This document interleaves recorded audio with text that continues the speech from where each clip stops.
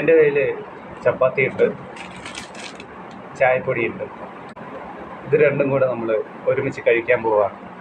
ആദ്യം നമുക്ക് ചപ്പാത്തിയിലോട്ട് ഈ ചായപ്പൊടി വിതറാം.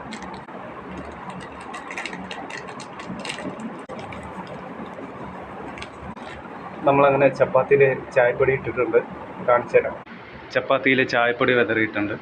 ഇനി നമുക്കിതൊന്ന് മടക്കിയെടുക്കാം.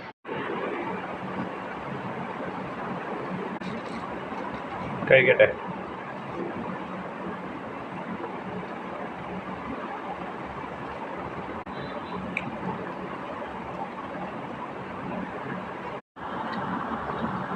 അങ്ങനെ നീണ്ട പരിശ്രമത്തിന് ശേഷം ഞാൻ ആ ചപ്പാത്തി ഫുള്ള് ഇറക്കി.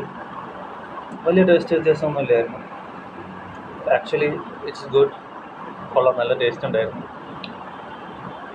ഇനി നമുക്ക് ഏത് വിയേർഡ് ഫുഡ് കോമ്പിനേഷനാണ് ട്രൈ ചെയ്യേണ്ടതെന്നുള്ളത് താഴെ കമൻറ്റ് ചെയ്യും. നമുക്ക് നാളെ കാണാം.